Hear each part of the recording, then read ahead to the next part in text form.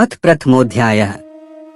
धृतराष्ट्र उवाच धर्मक्षेत्रे कुरुक्षेत्रे संवेता युयुत्सवः मामकाः पांडवाश्चैव किम कुर्वत संजय।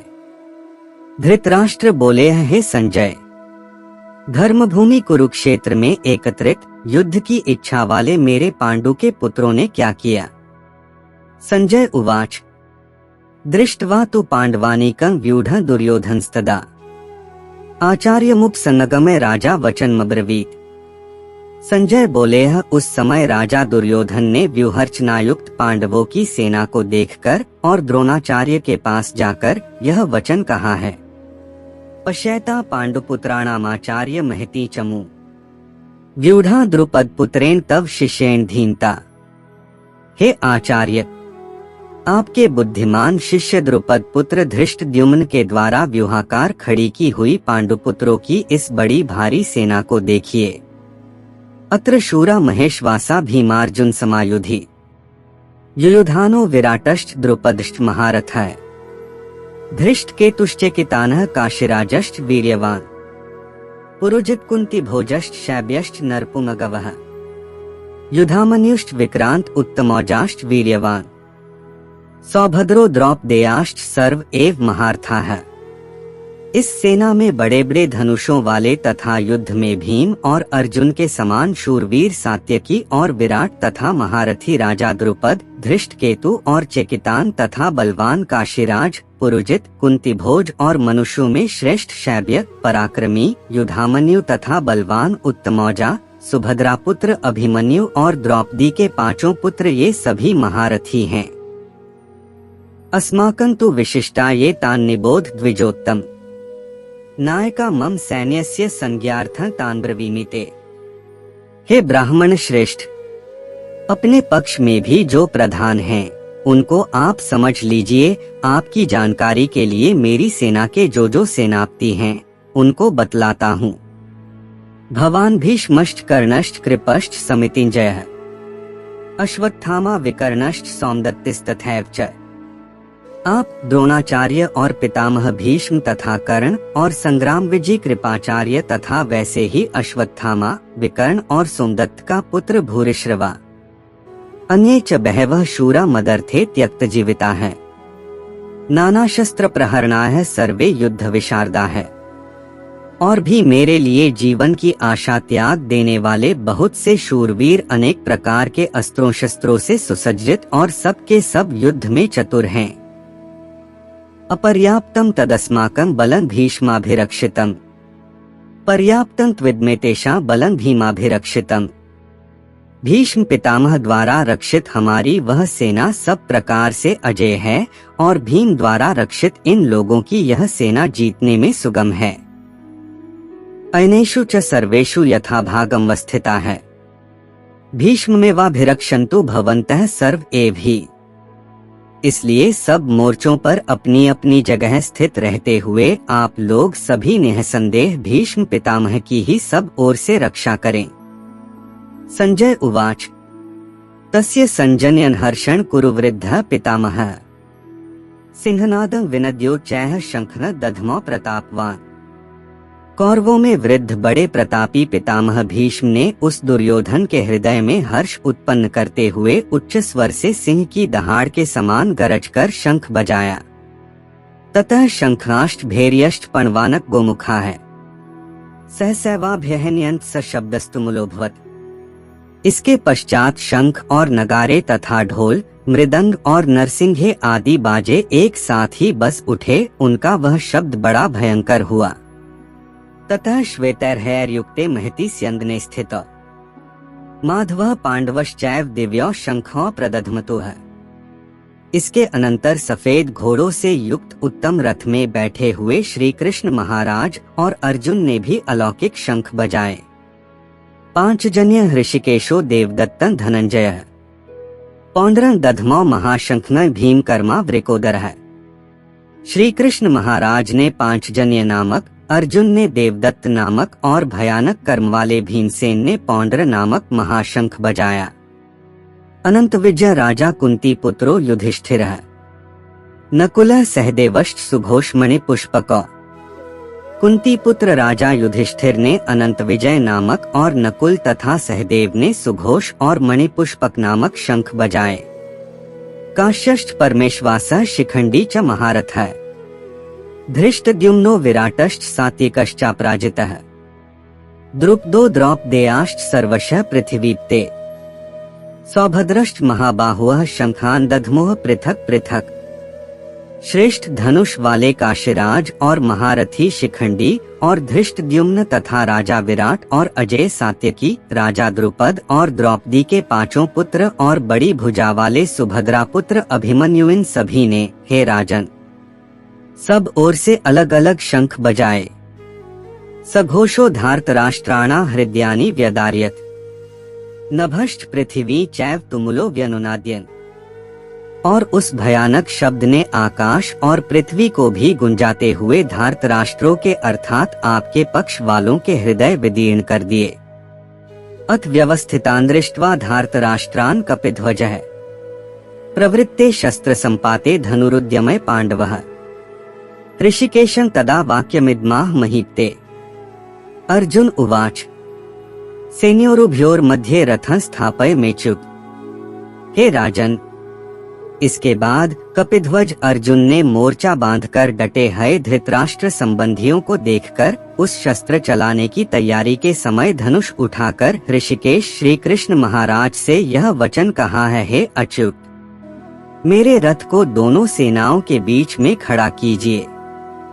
यावदेतान् निरीक्षेहन् योद्धृकामानवस्थितान् कैर्मया सह योद्धव्यमस्मिन् रणसमुद्यमे। और जब तक कि मैं युद्ध क्षेत्र में डटे हुए युद्ध के अभिलाषी इन विपक्षी योद्धाओं को भली प्रकार देख न लूं कि इस युद्धरूप व्यापार में मुझे किन किन के साथ युद्ध करना योग्य है, तब तक उसे खड़ा रखिए। योत्स्यमानान् वेक्षेहन् य एतेत्र समाप्ता है। धार्तराष्ट्रस्य दुर्बुद्धेर्युद्धे प्रियचिकीर्षवः। दुर्बुद्धि दुर्योधन का युद्ध में हित चाहने वाले जो ये राजा लोग इस सेना में आए हैं, इन युद्ध करने वालों को मैं देखूंगा। संजय उवाच एवमुक्तो हृषिकेशो गुडाकेशेन भारत सेनयोरुभयोर्मध्ये स्थापयित्वा रथोत्तमम् भीष्मद्रोण प्रमुखतः सर्वेषां च महीक्षिताम्। उवाच पार्थ पश्यैतान् संवेतान् कुरुनिति। संजय बोले, हे धृतराष्ट्र, अर्जुन द्वारा इस प्रकार कहे हुए महाराज श्री कृष्णचंद्र ने दोनों सेनाओं के बीच में भीष्म और द्रोणाचार्य के सामने तथा संपूर्ण राजाओं के सामने उत्तम रथ को खड़ा करके इस प्रकार कहा कि हे पार्थ, युद्ध के लिए जुटे हुए इन कौरवों को देख। तत्रापश्यत् स्थितान् पार्थः पितृनथ पितामहान् आचार्यान् मातुलान् भ्रातॄन् पुत्रान् पौत्रान् सखींस्तथा श्वशुरान् सुहृदश्चैव सेनयोरुभयोरपि तान् समीक्ष्य स कौन्तेय सर्वान् बन्धून्वस्थितान् कृपया पर्याविष्टो विषीदन् निम्ब्रवीत। इसके बाद पृथापुत्र अर्जुन ने उन दोनों सेनाओं में स्थित ताऊ चाचों को, दादों परदादों को, गुरुओं को, मामाओं को, भाइयों को, पुत्रों को, पौत्रों को तथा मित्रों को, ससुरों को और सुहृदों को भी देखा। उन उपस्थित संपूर्ण बंधुओं को देखकर वे कुंती पुत्र अर्जुन अत्यंत करुणा से युक्त होकर शोक करते हुए यह वचन बोले। अर्जुन उवाच दृष्ट्वेम स्वजनम कृष्ण युयुत्सु समुपस्थितम् सीदन्ति मम गात्राणि मुखं च परिशुष्यति वेप्थुश्च शरीरे में रोमहर्षश्च जायते। अर्जुन बोले, हे कृष्ण, युद्ध क्षेत्र में डटे हुए युद्ध के अभिलाषी इस स्वजन समुदाय को देखकर मेरे अंग शिथिल हुए जा रहे हैं और मुख सूखा जा रहा है तथा मेरे शरीर में कंप और रोमांच हो रहा है। गांडीवं स्त्रंस्ते हस्तात् त्वक्चैव परिदह्यते न च शक्नोम्यवस्थातु भ्रमतीव च मे मनः। हाथ से गांडीव धनुष गिर रहा है और त्वचा भी बहुत जल रही है तथा मेरा मन भ्रमित हो रहा है, इसलिए मैं खड़ा रहने को भी समर्थ नहीं हूँ। निमित्तानि च पश्यामि विपरीतानि केशव न च श्रेयोनुपश्यामि हत्वा स्वजन्माहवे।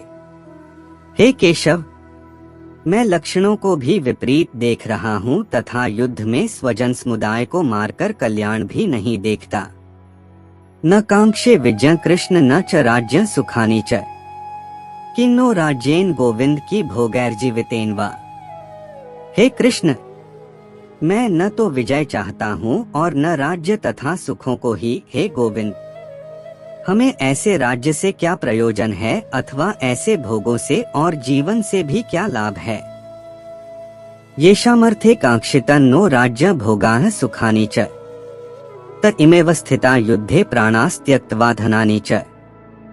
हमें जिनके लिए राज्य भोग और सुखादि अभीष्ट हैं, वे ही ये सब धन और जीवन की आशा को त्याग कर युद्ध में खड़े हैं। आचार्याः पितरः पुत्रास्तथैव च पितामहाः, मातुलाः श्वशुराः पौत्राः श्यालाः संबंधिनस्तथा। गुरुजन ताऊ चाचे लड़के और उसी प्रकार दादे मामे ससुर पौत्र साले तथा और भी संबंधी लोग हैं। एतान्न हन्तुमिच्छामि घ्नतोपि मधुसूदन, अपि त्रैलोक्य राज्यस्य हेतोः किन्नु महि कृते। हे मधुसूदन, मुझे मारने पर भी अथवा तीनों लोकों के राज्य के लिए भी मैं इन सबको मारना नहीं चाहता, फिर पृथ्वी के लिए तो कहना ही क्या। निहत्य धार्तराष्ट्रान्नः का प्रीतिः स्या जनार्दन, पाप में वा श्रेयदस्मान हत्वैतानात्तायेन। हे जनार्दन, धृतराष्ट्र के पुत्रों को मारकर हमें क्या प्रसन्नता होगी। इन आत्ताइयों को मारकर तो हमें पाप ही लगेगा। तस्मान्नार्हा वयं हन्तु धार्तराष्ट्रान् स्वबान्धवान्, स्वजनम ही कथा हत्वा सुखिनः स्याम माधव। अतएव हे माधव, अपने ही बांधव धृतराष्ट्र के पुत्रों को मारने के लिए हम योग्य नहीं हैं, क्योंकि अपने ही कुटुंब को मारकर हम कैसे सुखी होंगे। यद्यप्येते न पश्यन्ति लोभोपहतचेतसः, कुलक्षयकृतं दोषं मित्रद्रोहे च पातम्, कथा न ज्ञेयं स्माभिः पापादस्मान् निवर्तितुम्। कुलक्षयकृतं दोषं प्रपश्यद्भिर्जनार्दन, यद्यपि लोभ से भ्रष्ट चित्त हुए ये लोग कुल के नाश से उत्पन्न दोष को और मित्रों से विरोध करने में पाप को नहीं देखते, तो भी हे जनार्दन, कुल के नाश से उत्पन्न दोष को जानने वाले हम लोगों को इस पाप से हटने के लिए क्यों नहीं विचार करना चाहिए। कुलक्षय प्रणश्यन्ति कुलधर्माः सनातनाः, धर्मे नष्टे कुलंकृत स्नम धर्मोभिभवत्युत। कुल के नाश से सनातन कुल धर्म नष्ट हो जाते हैं, धर्म के नाश हो जाने पर संपूर्ण कुल में पाप भी बहुत फैल जाता है। अधर्माभिभवात् कृष्ण प्रदुष्यन्ति कुलस्त्रियः, स्त्रीषु दुष्टासु वार्ष्णे जायते वर्णसंकरः।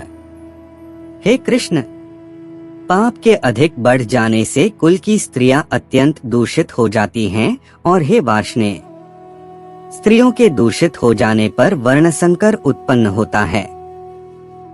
संकरो नरकायैव कुलघ्नाना कुलस्य च, पतन्ति पितरो हेषा लुप्त पिंडोदक क्रिया है।